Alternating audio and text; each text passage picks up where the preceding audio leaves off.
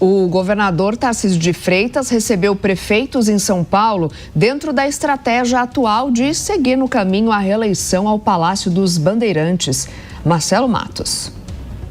Após a formalização de apoio a Flávio Bolsonaro numa eventual disputa à presidência em 2026, posição aguardada no campo da direita, o governador de São Paulo, Tarcísio de Freitas, cumpriu agenda no Palácio dos Bandeirantes, num auditório lotado de prefeitos e lideranças regionais paulistas. Afinal, diante do atual cenário, o caminho natural passa a ser, então, a reeleição em 26, algo bem encaminhado. Muito embora a disputa à presidência parece estar ainda muito longe de uma definição de cenário. Se a direita bate cabeça, na capital não há divergência entre o prefeito Ricardo Nunes e o governador. Meu irmão mais velho, vou corrigir. Eu sempre brinco com o irmão mais velho, né, o Tarcísio. Ele é mais novo que eu, mas é mais velho porque ele fica me dando conselho, me dá bronca, me dá orientação. Isso é atividade de irmão mais velho, viu, Tarcísio?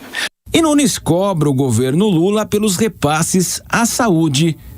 De 75% do recurso do orçamento da saúde da prefeitura e 25% de repasse do governo federal. Hoje, nós colocamos 85% do recurso da saúde e 15% do governo federal. A gente saiu em 2016 de 10 bilhões do orçamento da saúde para hoje chegar em 24 bilhões de reais. Então, Eleusis, parabéns por trazer isso. Porque a gente precisa discutir isso com a sociedade e mostrar para a sociedade o que vem acontecendo. De cada vez mais o governo federal ir diminuindo a sua responsabilidade. Muito discurso, muita fala, muito blá blá blá, mas na prática, nada vai deixando a gente na mão. O secretário da Saúde, Eleusis Paiva, também destacou a defasagem dos valores pagos aos estados. A tabela que remunera os procedimentos do Sistema Único de Saúde é paga pelo governo federal. Só que o governo federal não aumenta essa tabela há 20 anos. São Paulo tomou a decisão de São Paulo, sim, está pagando um plus a mais que foi feito pela Faculdade de Economia e Administração da USP para recalcular quanto que era o valor que efetivamente cada procedimento deveria receber. Para isso, o governo do estado investiu, nesse período, 8 bilhões de reais. Ricardo Nunes dividiu o palco com o vice-governador de São Paulo, Felício Ramute.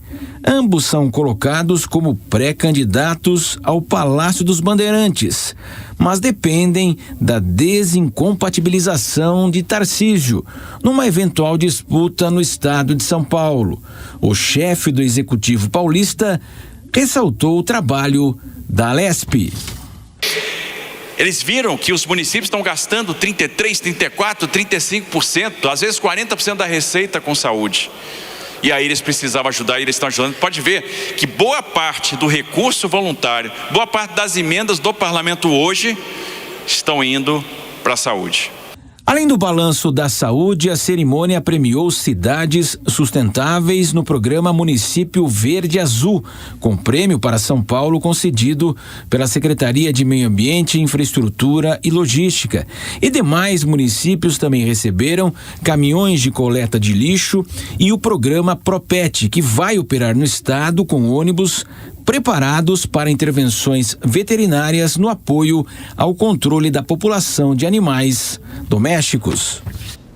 Vamos conversar mais uma vez com os nossos comentaristas. Priscila, bom, se a gente olhar para esse evento, né, com a presença ali de prefeitos, é uma forma, de fato, do governador Tarcísio de Freitas fortalecer sua base nesse caminho que agora parece ser, de fato, da reeleição.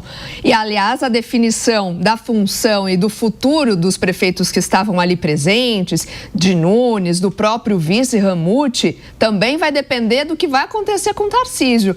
Mas é cedo ainda para a gente cravar ali e bater o martelo, né? Sim, de toda maneira ele já deixa o terreno bem fértil, né, Soraya? A gente, claro, colocando no pé que está, é a tendência de que ele realmente saia ao governador, mas como a gente disse anteriormente, né, vai sair, partindo do pressuposto que ele está deixando esse terreno fértil, é bom a gente lembrar a nossa audiência que em fevereiro de 2025 ele já destinou verbas ali para desenvolvimento regional, em outubro ele dá valores extras para a saúde, para a infraestrutura, que é realmente a diretriz do próprio governador, e o que nos chama atenção aqui, para falar com relação a essa reunião que ele sempre tem feito com os prefeitos, é porque os municípios são cabos eleitorais, né? Especialmente ali aqueles que são aliados. Então ele pulveriza e ele realmente, saindo para governador, eu acho que ele vai priorizar a capital, que seria o maior cabo, né, eleitoral, o maior domicílio ali, na verdade o maior colégio eleitoral, então ele vai fazendo isso já pensando em 2026, porque se o município fala em nome dele, mais eleitor ele traz, lembrando que quem tem a máquina, Soraya, claro, evidentemente sai à frente, como a gente observa aí, que logo, não é uma pré-campanha, mas não deixa de sê-lo. Gesualdo Almeida, quero ouvi-lo também, né? Toda essa questão política, a tendência é só aumentar, falta mesmo essa definição, evidentemente, mas isso vai ficar para lá, para 2026, no período que é necessário da justiça eleitoral. A gente vai conhecer aqueles que vão sair. O Tarcísio não segundo ele tem o direito à reeleição. Vários outros governadores do espectro da direita já não podem mais concorrer por uma reeleição, podem sair para o Senado. Muito se fala também dessa discussão do Senado, mas ele tem aí essa sinalização. De fato, como você bem disse ao longo dessa edição, está bem encaminhada essa reeleição aqui em São Paulo, né? Quem o PT deve lançar?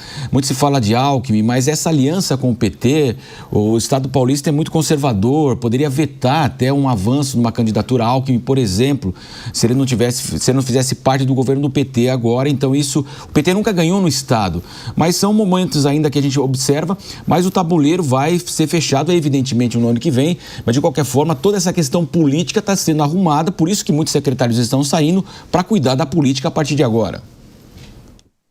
Marcelo, fazendo uma metáfora com o futebol, o Tarcísio é o craque que está sentado no banco de reservas, vendo o titular, o Flávio Bolsonaro, jogar, fazer lambança e ser vaiado pela torcida. A situação do Tarcísio é muito tranquila. Se ele não sair para presidente agora, ele tem uma eleição direcionada, encaminhada para governo do estado de São Paulo, o segundo maior orçamento desse país, o segundo cargo do executivo mais almejado nesse país. E convenhamos, 2030 é logo ali. Se ele não sair para candidato a presidente agora, em 2030 ele terá cerca de 55 anos. E num cenário em que ele estará por 2 gestões seguidas numa vitrine que é o governo do estado de São Paulo e numa eleição em 2030 sem Bolsonaro e sem Lula.